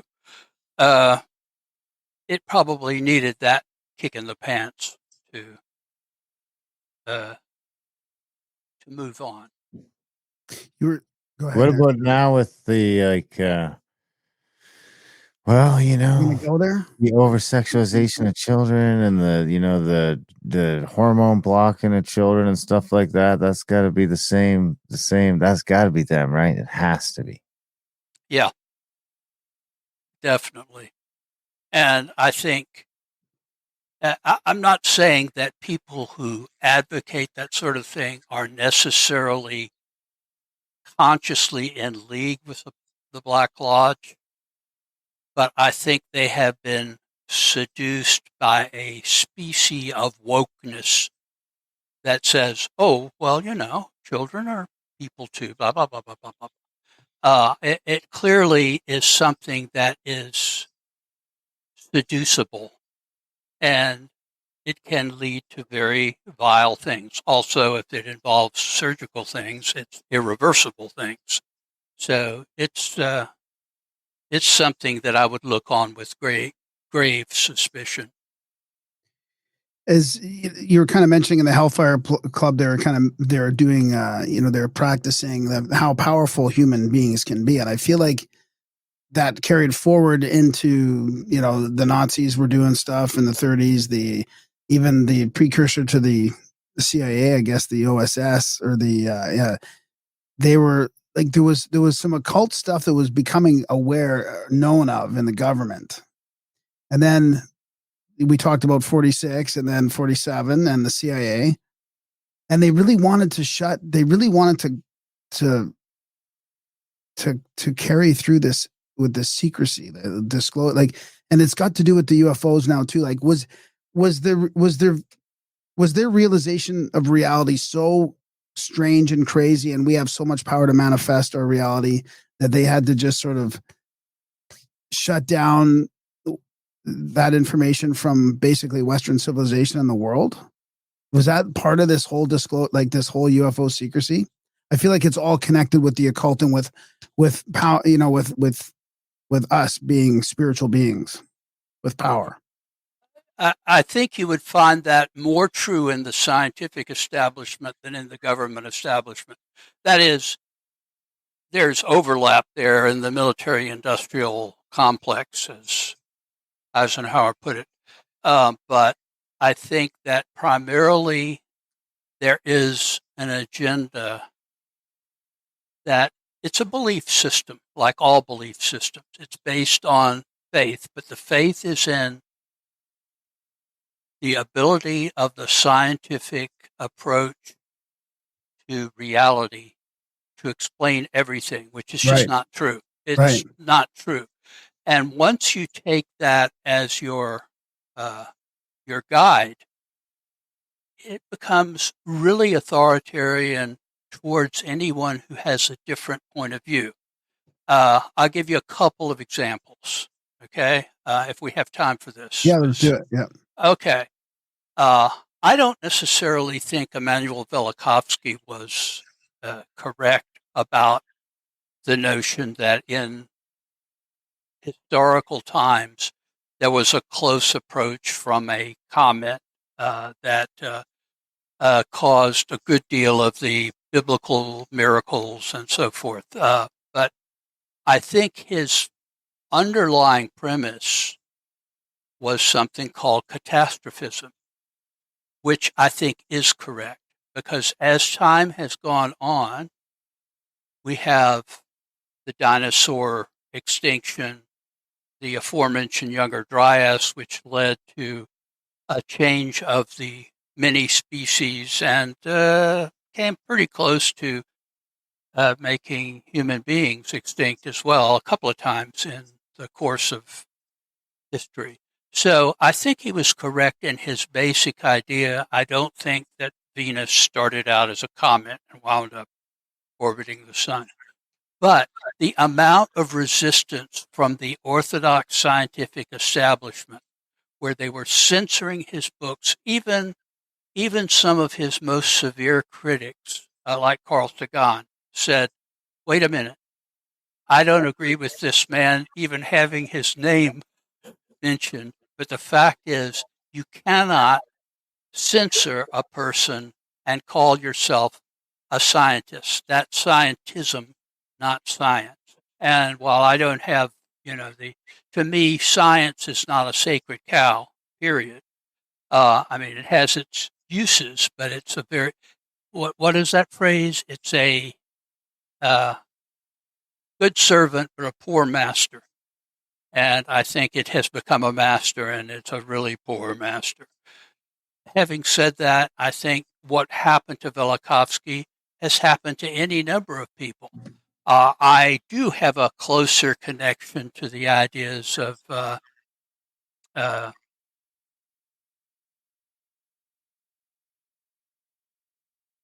Wilhelm Reich. And Wilhelm Reich was a psychiatrist who thought he had discovered what sounds a lot like the ether or dark energy, and thought that he had uses for it, including being able to shoot down UFOs, as well as rainmaking with Cloud busting and rainmaking. Yeah, using basically the same device, a focus for the orgone energy. That he wound up dying in Lewisburg Federal Prison, and his books were burned on the beach. Well, they obviously weren't all burned because they're all in print now. But the point is, the reaction in his lifetime cost him his life. I think that he was on to something, and I think that it so contradicted the medical and scientific establishment that there is where the government comes in. If the scientific establishment, or especially the medical establishment, doesn't like it, bad things will happen to you. Okay, so it wasn't so much the Black Lodge or some other sort of entity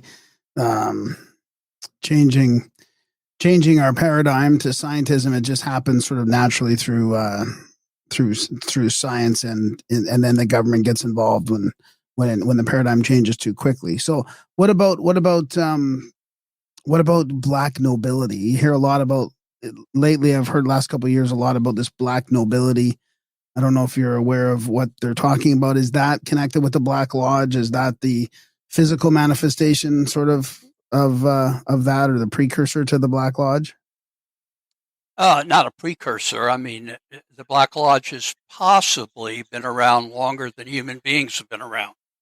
I mean, Homo naledi may have had ascended masters of both types, So, and certainly, the more we find out about our immediate predecessors, the Neanderthals, the less like hairy apes they seem, and the more like an alternate form of human beings, possibly better adapted to the Ice Age than Homo sapiens were. The flourishing and the decline of the Neanderthals may have been because the climate changed. So it is possible that the priesthood of both sides aiming at ascending has been around longer than the human race as such. Yeah. I mean, there's that interesting, and again, it's still controversial, but the fact that the crew that is looking at the Homo naledi in the Rising Star Cave in South Africa, there's some indication that these beings with small brains, but apparently big hearts, not only buried their dead, but drew on the walls, and one of their children, because lifespans were brutally short, apparently was buried with a tool in his hand for carving on the wall of that very cave. Wow. That suggests not only a great degree of sophistication, but also perhaps a degree in a spiritual afterlife. Otherwise, why give grave goods? And of course, subsequent to that, grave goods, as any archaeologist or looter will tell you, are very common throughout history. And I suspect that that is a reflection of the universality of the spiritual. Okay. Have you ever thought of who the most prolific mage or the most powerful mage was in history or has been? Probably It wasn't Aleister Crowley, I can tell you that. probably can't say you probably can't say a lot living, but Well, he deceased. ain't living.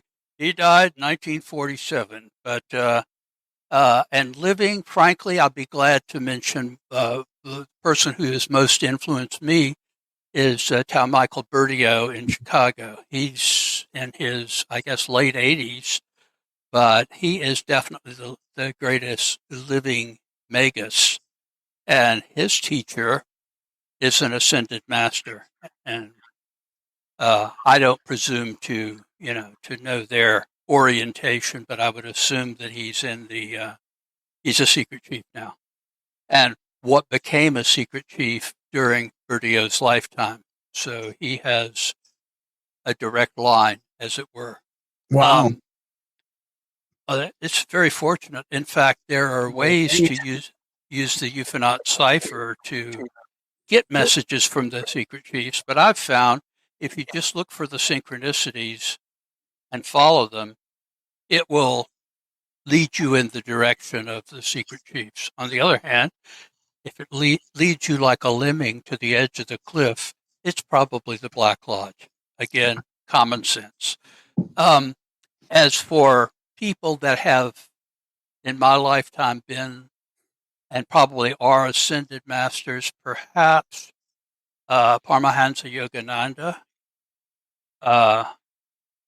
and Krishnamurti, who I started on a trek because I wanted to meet somebody who I knew was headed in that direction. And he had the gall to die on me. I think that's a really shabby thing to do, but he's certainly an ascended master in all seriousness now.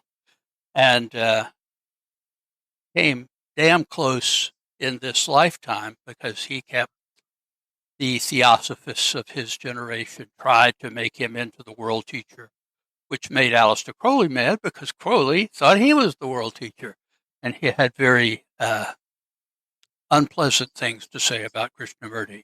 Well, I don't think Crowley was a world teacher, but I do think Krishnamurti was and influenced some of the off physicists that are sort of changing the paradigm very slowly, much too Right. slowly Yeah. in physics. So it wasn't as if his influence was only on, California hippie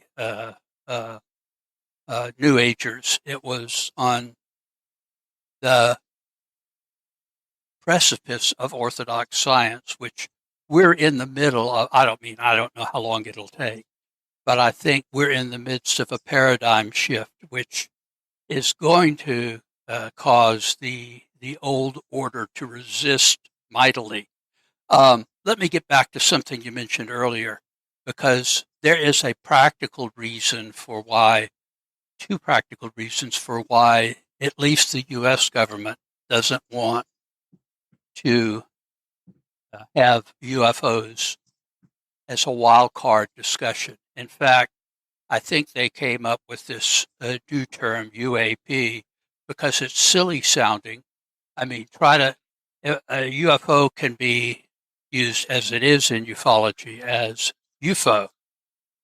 As long as you don't call it you fool, I have no objection. But how do you do that with UAP?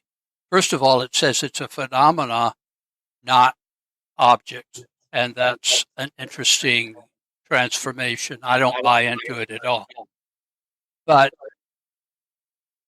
In 1952, in July of 1952, there was a headline-making wave of, well, even the term UFO didn't exist then, flying saucers.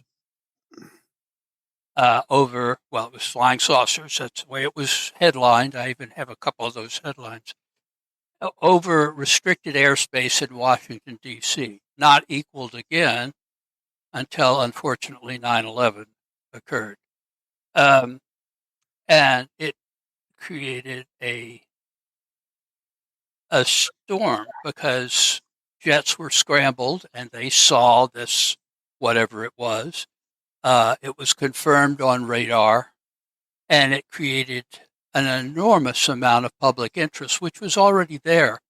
But it began to look like private groups were being organized to sort of follow this. This is the days of the Ground Observer Corps, where volunteers were looking for Soviet jets sneaking into America because it was the 1950s and no Soviet aircraft were sneaking in anywhere. But that was the way of thinking of that time. So the next year, the CIA convened a panel to assess what does this whole flying saucer thing mean.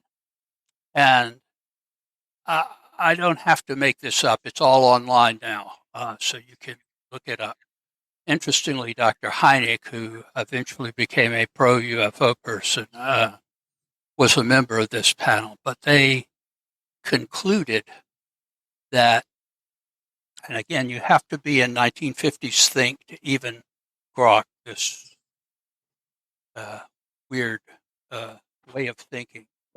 What if the Communist Party, even then, 5 little old ladies, putting out the Daily Worker, what if the Communist Party infiltrated private UFO organizations and caused a fake flying saucer flap to take place so that the radar and the Ground Observer Corps and the and jets would be chasing flying saucers while the nefarious Soviets snuck in and nuked us till we glowed.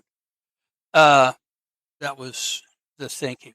So the conclusion of the CIA panel was we need to deny that there's anything to this phenomenon. And we need to break up these private organizations, nip them in the bud. And they tried.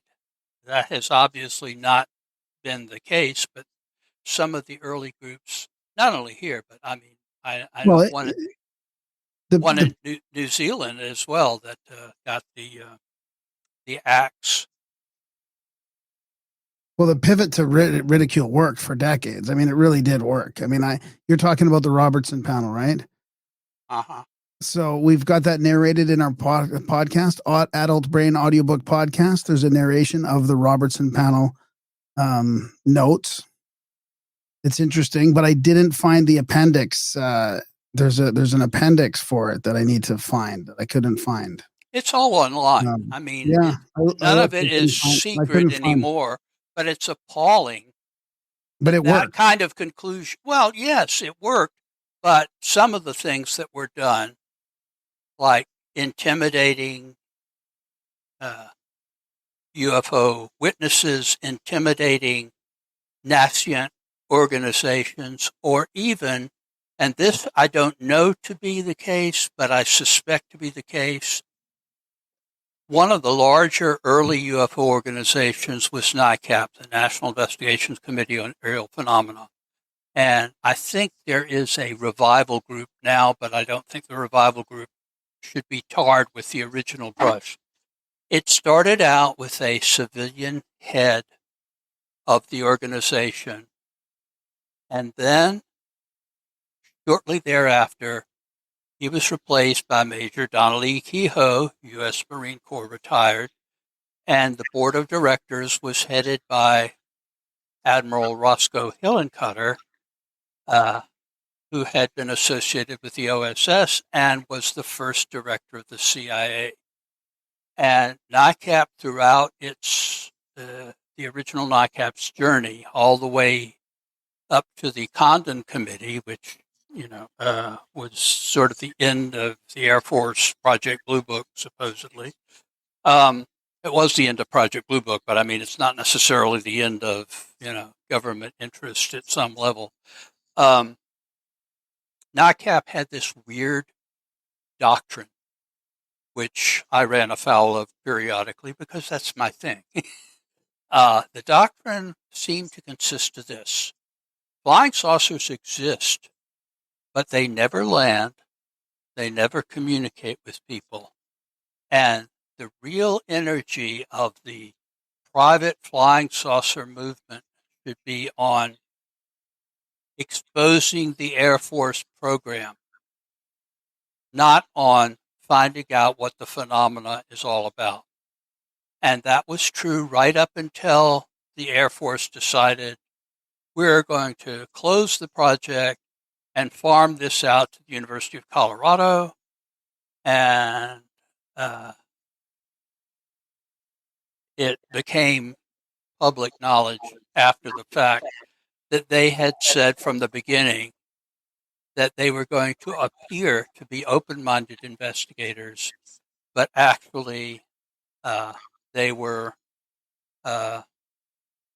going to reluctantly conclude that there was nothing to the phenomena. Yeah. That's why I think the current disclosure project, while I think the people in it are sincere, I think the same kind of result is almost inevitable. Yeah, I don't know. I still have a faint hope that there's the phenomena will react in some way to the accelerated disclosure, to the awareness of what's going on, almost in a egregore type way or something. There's going to be there's almost too much to keep the lid on now. But I do have one last question for the Black Lodge, if possible.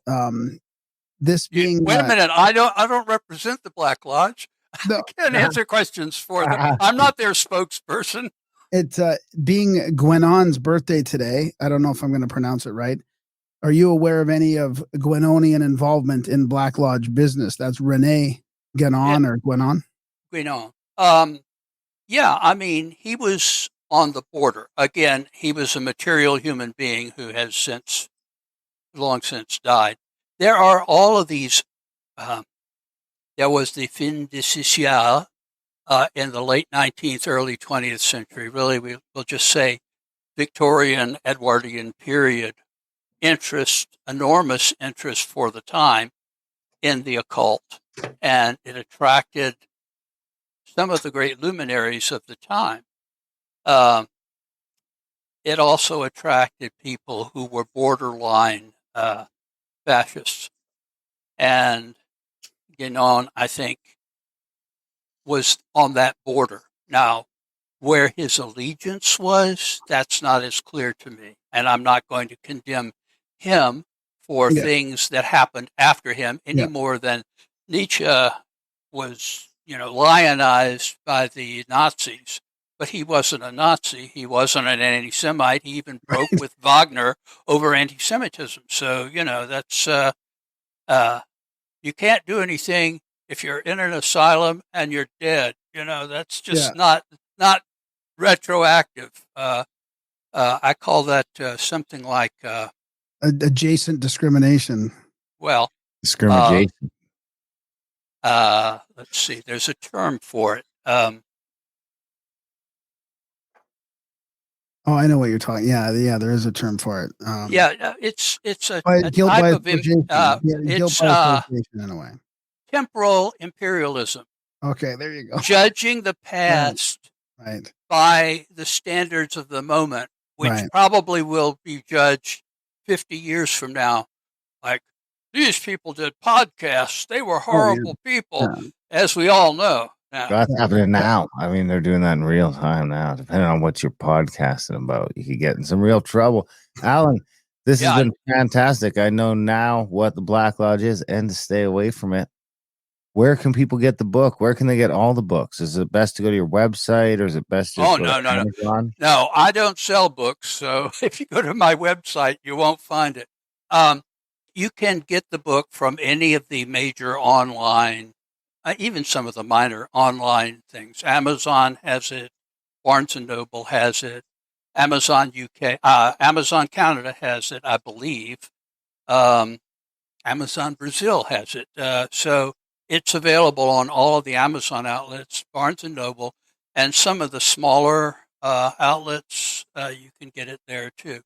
Also, on the Amazon version, probably my publisher will kill me for saying this. If you prefer the Kindle version, there's a Kindle version there that you can't get anywhere else because I think Amazon owns Kindle. So, Yep. Amazon does own Kindle and Audible and a bunch of other stuff. I personally prefer. The hard copy. What about Yeah, audio? Any plans to get it out on audio? Oh, well, it's the book edition with real paper and real pages of Secrets of the Real Black Lodge revealed. Well, Alan, what about social media? Can people follow you on Twitter or anything like that? I'm on Twitter virtually every day, several times a day. I have a bunch of news feeds that specialize in the weird stuff. And anything I see that seems to be of interest to I think I'm close to 4,000 people there now. And I've always had 5,000 on Facebook. I just sort of mirror it on Facebook. Yeah. I'm there, and I do respond to questions always. What's your handle? If it's a net, I use. Are you ready for my secret name? Alan Greenfield. Oh, one word. And a big shout out to Olaf Phillips, your co-author, and who connected us as well. Olaf is the best. Yeah. On that much we agree. We agree on everything. It seems like we agree on just about everything. I'm sure we could find some things to disagree on if we had enough time. But unfortunately, we're out of time for now. Dr. Greenfield, Dr. Alan Greenfield, this has been great. I just found your stuff when I got that email from Olav the other day. So Graham and I were talking before the show about how many books you have and how crazy it is we haven't crossed paths before. So we might have to do this again. We have another podcast where we do tend to get pretty political once in a while. You did talk about maybe getting political, so maybe we could have you on that down the road and we could talk politics. Sounds good to me. Thank you, Darren. Thank you, Graham. Thanks, buddy. Awesome. Watch me attempt to leave in good order here. Okay. Where's that little red button? Little red button. And that was our chat with Dr. Alan Greenfield. Secrets of the Real Black Lodge revealed. Get the book. What do you think? Yeah, man. I love it. I did a little bit of prep for this, but I didn't get to read the whole book. But I mean, we might have to talk to Olaf about doing it on audio for them. I mean, I have a feeling it's like some of these other offers we have on. They're just people are trying to charge them a whole bunch to do audio. Maybe we can work out a deal or something. You know? Olaf probably has a bunch of great books over there. I know they need to be on audio. These things, like, is this? I would love to read it. Well, you got his email, don't you? Yeah, I could probably. Yeah, we'll connect with Olaf. Figure it out. Well, big thanks to Olaf for helping set up this show. Big thanks to Dr. Alan Greenfield for coming on the show.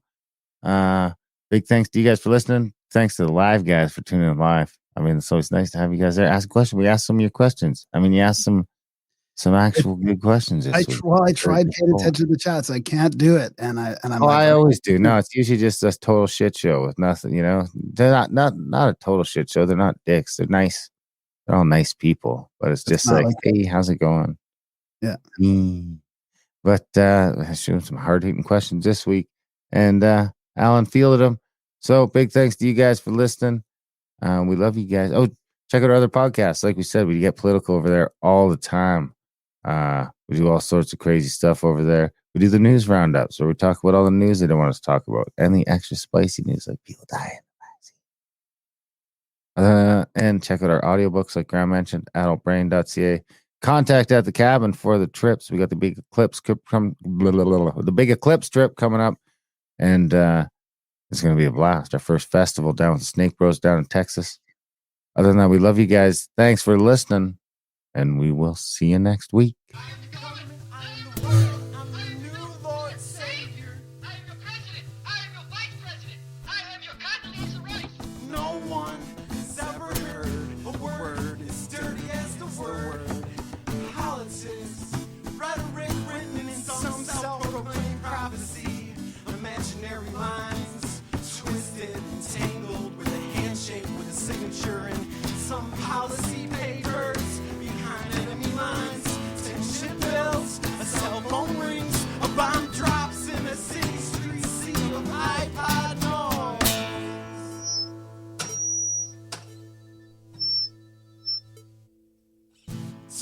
get comfortable, free thinkers. Don't get comfortable, free thinkers. If the digital revolution still got a pulse, we need to revive it and make it a reality. I've hacked into a politician's password and transferred money into several overseas accounts. And as we speak, a supercomputer project is in the works. And if it works, we'll use it to point and click our way to some sort of truth. Either you're in or out, are you game, or is the game over? This must be a glitch in the Matrix. This must be a glitch in the Matrix. A revolutionary dream. It's me versus the machines. Go! Watch out for them laser beams. Climb to the top of the pyramid scheme. Capitol Hill's getting steeper and steeper. Meanwhile, the deck gets deeper and deeper. Don't get comfortable, free thinkers. Cause it's gonna take more than hand-and-eye coordination on your PlayStation. It's gonna take mind elevation. There must be a glitch in the Matrix. There must be a glitch in the Matrix. A revolutionary dream. It's me versus the machines. Go! Breaking from my routine, I dive into my computer screen. Swimming in a sea of zeros and ones. Trying to put together two and two, but I keep getting blind. Trying to weed through all the lies from the bad guys in the suits and the neckties. Help me find the oracle. She has the answer. There must be a glitch in the Matrix. There must be a glitch in the Matrix. A revolutionary dream. Rage against the machine. Don't get comfortable,